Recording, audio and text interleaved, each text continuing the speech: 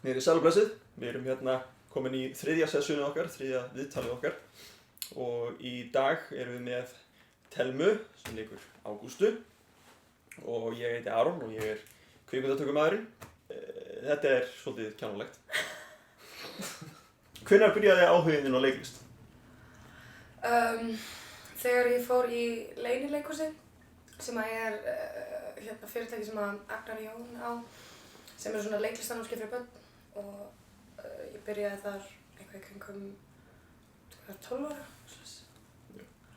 Svo bara þar algjörlega og svo tók ég öll námskeið hjá honum 2 ár. Ertu með eitthvað hlutverk sem að þú hefur leikið í gegnum ferilinn þinn sem að þú veist fannst ókunni erfitt? Ekkert endilega, mér finnst þau alveg vera öll mjög erfið. Reyndar, ég lék í 4 brúðkaup og jarðarför. Þá var ég að leika konan hans af því hún er bara leiðilegasta skrifaða manneskja í kvikmyndasögunni. Og hún er bara þarna til þess að vera sæt og til þess að hann geti verið skotin í. Það var erfitt að reyna að gera hann áhugaverða bara fyrir sjálfum. En endaði vel og endaði skemmtilega. Endaði sem góð sýning.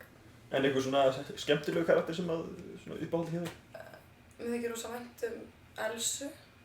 Fór úr Jóni Heimsendey. Hún var að vera nettus. En frábært, þú veist, ansi mig. Ég þekki marga sem voru sammálaðir í því, þannig að þú náður alltaf að leika það vel að skein í gegn. Hún var bein nefnir, hún vissi nákvæmlega hvað hún vildi og mér finnst það var bara að mér þykir líka bara vænt það tökutímabili og gaman að búa til og ógeðslega mikið hakk og weird einhvern veginn. En var það akkurat skemmtilegu framhaldið sem? Yes. Já, var eitthvað ákveðið sem að heillaði þig við karakterinn Ágústu?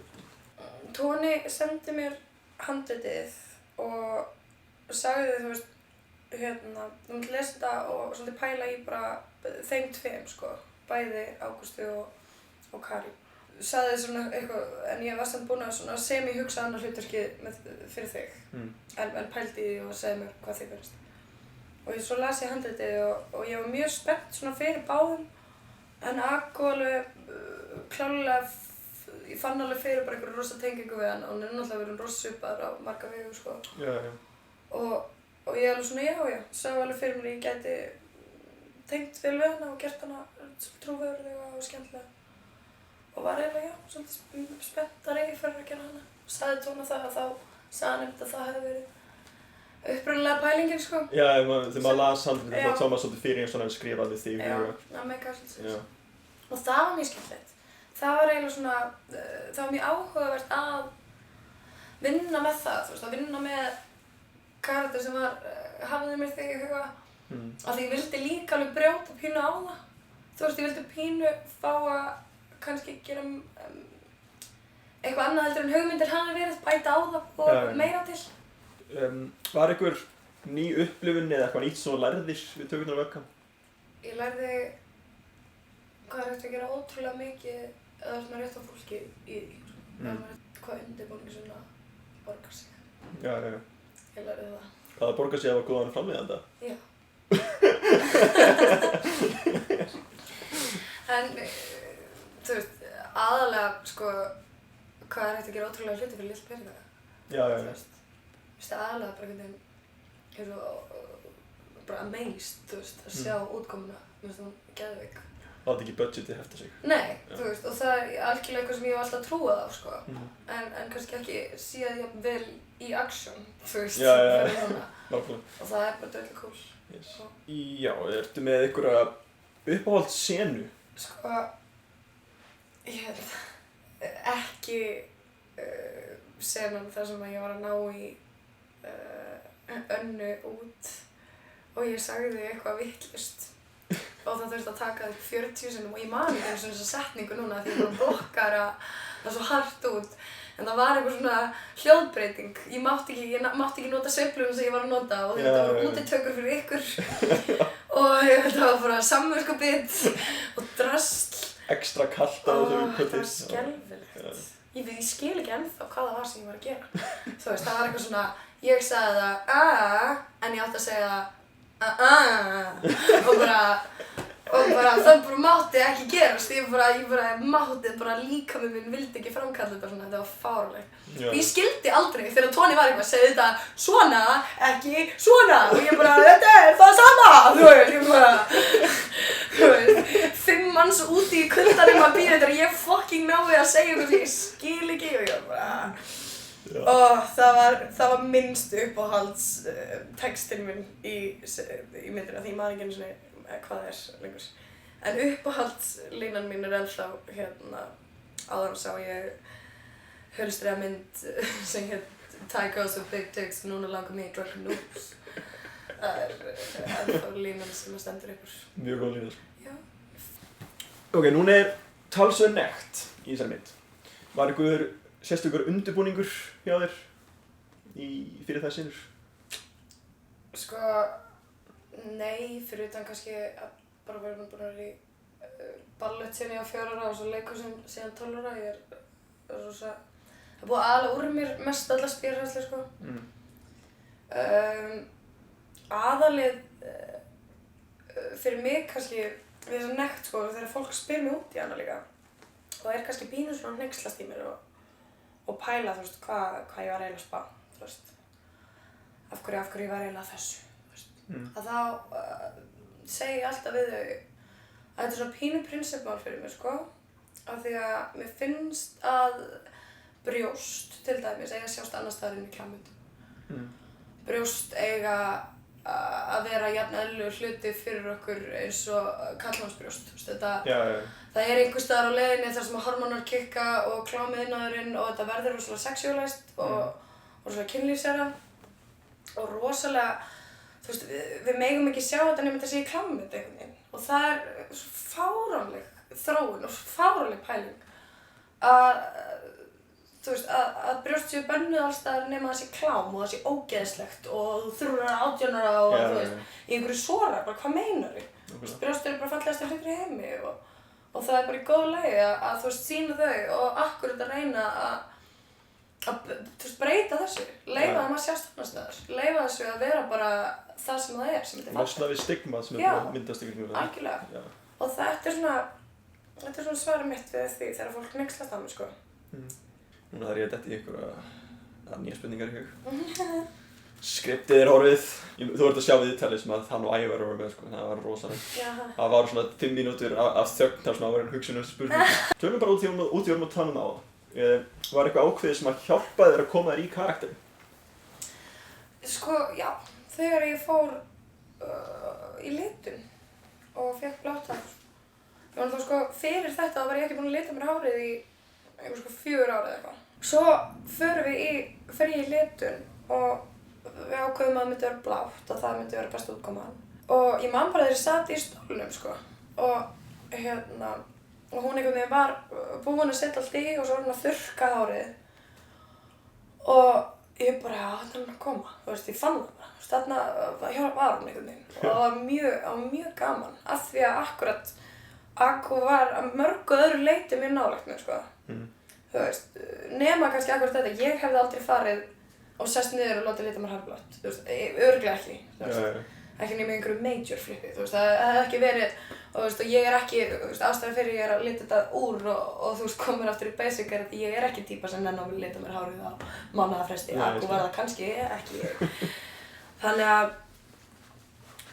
ég man bara og svo baði ég um að klippa aðeins meira, sko, af því að það var aðeins svo rómantískt, það var ennþá svolítið sítt. Og klippti hún það svolítið svona í beina línur eins og það er í myndinni. Og þá fannst hún svolítið komin. Þá svona fann ég fyrir henni og líka þegar við fengum götin auka við fengum, hún setti mig svona lítil tunnel sessa, tattoo skart. Og hún nefnilega, af því við sögðum mér frá því að Akku er svona aspiring, þú veist, tattoo artisti og vill gera þetta. Hún segi að það er enginn sem að reynir að kalla þetta tattoo artista sem er ekki búinn að pröfa að fá sér tunnel.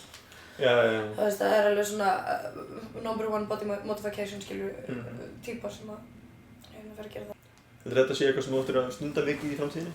Að breyta líkamlega hluti til að hjálpa að komast í karakter? Ég held að ég sé pínu háð. Ég er að fara leikja mynd núna helgina. Og þetta sérst gert bara svona að vissu leyti til þess að vera ekki með sjúklega upplitað og grænt hár í þeirri mynd. En að öðru leyti bara líka til þess að hjálpa mér að koma mér aftur í mynd. Og það er náttúrulega lita með rauðum á móti blágrænum og eitthvað svona til að eyða því út. Og þetta sérst svona já, að hálfu leyti en svo náttúrulega er ég bara að byrja í tökum eftir nokkra daga. Þannig að þá allt í einu líður mér eins og þetta sé Get Hún sem ég er að fara að gera núna og nú er hún mætt. Þannig að það gæti alveg verið að ég sé á leiðinu down eitthvað slippery slope.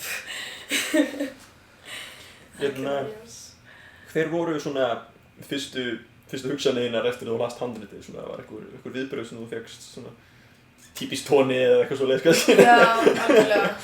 Þú veist, ég bara auðvitað þarft að skrifa eitthvað svona. Auðvitað. Við elskuðu tóni. Þú veist, við lofum, skilur. En, come on. En mér fannst nefnilega út af því að umfjöllunin er svona gróft að það fannst mér myndin einhvern veginn alls ekkert vera það, þú veist.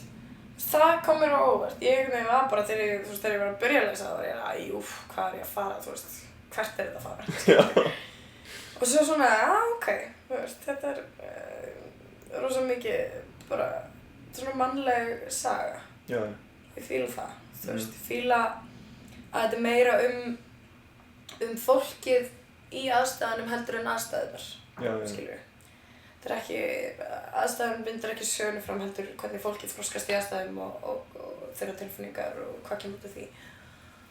Þannig að það fannst mér áhugavert. Mér fannst áhugavert að þarna var einhvern veginn punktur þar sem var hægt að búa til eitthvað rosa mannlegt og fallegt, sko. Sem að snýst ekkert það að og svo gerist þetta, þú veist, heldur bara Svolítið þróun meira. Já, heldur bara svona, já, hér erum við með fólk og þetta er bara eðlilegt fólk, þú veist, þetta getur verið frænka en að sérst en það getur þekkt einhvern af þessu, skilur. Vonandi ekki samt, eða ekki? Nei, ég vonandi að segja ekki fjölskyldumeðlimur svona. Þetta er En já, maður hugsa sig út í það að þú veist, þetta er ekki eitthvað sem maður hefur kannski langar að fólk sem þekkir sé í. En þó að svo margir þurfi að fara í þetta kannski til þess að borga fyrir nám eða ég held að ég sé náttúrulega rosa líka og því leyti að ég er ekki að ég dæma hann ekki í þessu, sko, ég styð hana. Ég er meira sko spá bara þetta þá í alvörunni making new money, skilur við. Ég er svona, þú veist, eða ætlar að gera þetta annað bara, skilur við, allt í lagi, þá ertu allavega í öruggu umhverfi heima hjá þér, skilur við, það er þú veist. Betur en að selja þessu út á götu, sko. Já, en það var ekki langt að leita í þetta samþykki hennar, sko, fyrir þessu, því ég einhvern veginn bara svona, já, ok, þú veist, ég myndi ekki gera það, en þú veist. Power to you, þú veist það. Power to you, algjörlega, af hverju ekki, þú veist, þú veist, ég meina, ef þetta gengur vel, þá ertu í alvörunni bara með vinnu heima hjá þér, in your bedroom, skilur við, sem að læti þér örugglega líða bara ágætlega. Já, ég held það. Er eitthvað sem þú segja að lokum myndina eða ferlið? Þetta er svona eins og að beða að halda ræðu. Þú verður að fá handrit. Eða segja brandara. Svona brandara moment. Ég er ótrúlega stolt af þessu og öllum sem að koma að þessu. Þetta er mjög skemmtileg mynd sem að ég held að verði bara mjög góð skemmtun bara fyrir fólk og ágætis innsýn inn í bara nett íslenskan raunveruleika, þú veist, kannski með aðeins tweakuðum og ýktum aðstæðum algjörlega, en þetta er, þú veist, raunverulegt og fallegt og pínu human. Yes. Já. Þakka ég bara kærlega fyrir þetta viðtal.